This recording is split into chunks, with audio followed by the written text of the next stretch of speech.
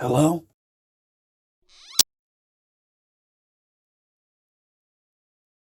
Is anybody home? Yes, my apologies. Yes, welcome. Please come in. Apologies for intruding. I was wondering if this place was abandoned. Oh heavens, not at all. We've quite the little village here. We are all just preparing for supper, though you'll meet them in due time. My name is Eleanor. Come, you both must be hungry, and everyone will be delighted to meet you. So, how many people live here? Ah, well that would spoil the surprise, wouldn't it? We aren't what you'd call traditional family, as we aren't related to one another. And if you don't mind me asking, how did y'all come to know each other? Mostly by chance. Might I suggest you hold any questions until after supper? I'm sure they'll have just as many questions to ask you.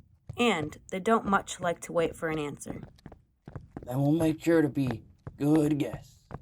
Yeah, don't know how much I'll have to say, though. What kept you? I thought you were grabbing your... Well, no. It's been a while since anyone new popped in. Has it truly been that long? I must admit, I'm not one to count the days.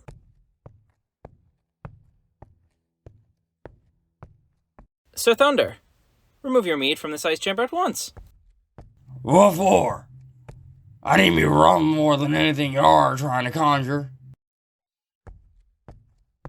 I knew I should have installed a refrigerator first. Forgive those two. They've gotten a little too used to each other's company.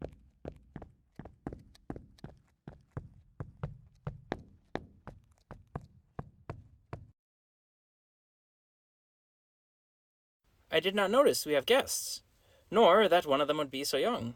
I bid you welcome. May I ask, when were you born? June 3rd, 2003?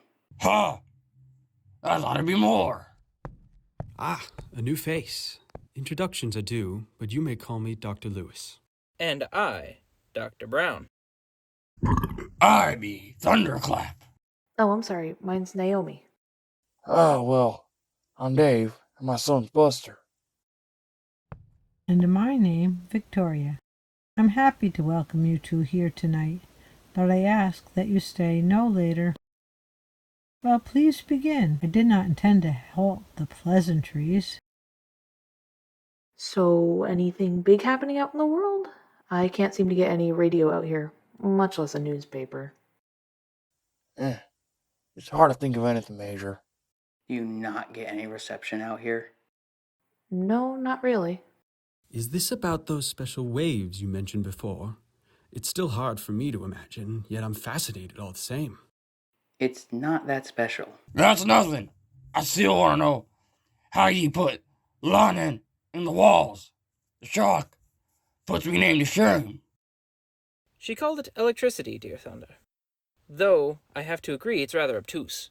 Now don't bore our guests with your ignorance. There are better things to discuss. Eleanor, have the apple trees ripened yet? I'd made plans to bake pies tonight.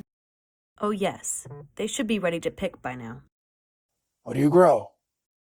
Macintosh, though we'd like to cycle through them. These were quite stubborn. We planted them 3 weeks ago, and only now are they ready. You are not mistaken, but it is not worth explaining now, for I yet to fully understand it myself. I'm still seeking answers myself. This place is an endless wonder. Would you like to see them? Sure. Either way. Young one, would you tend to the other tree while I talk to your father?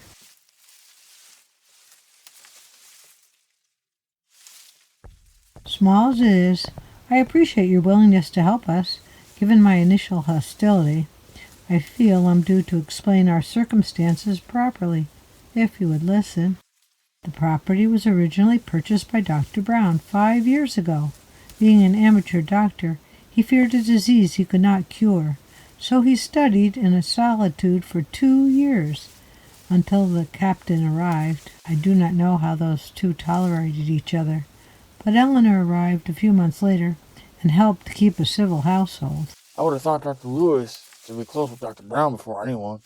On the contrary, Lewis is a retired explorer, merely one of our neighbors, but he sold his property to move in here before anything was built. Of us, I was the last to discover this property, arriving 1 year ago. Dr. Brown was happy to sell to me and rebuild.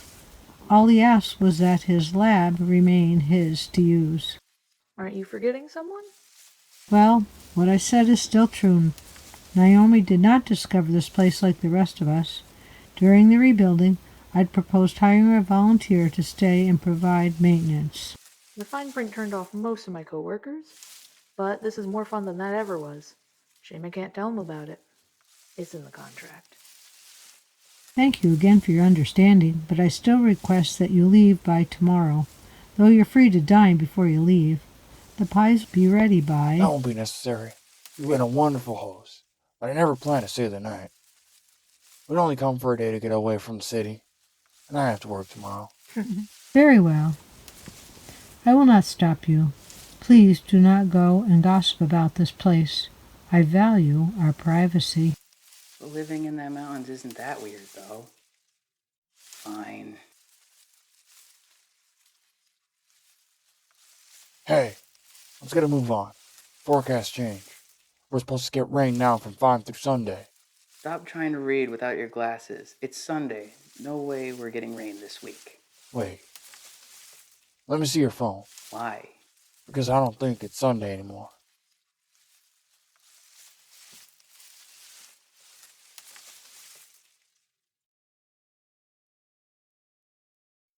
Da da da da da da da da da.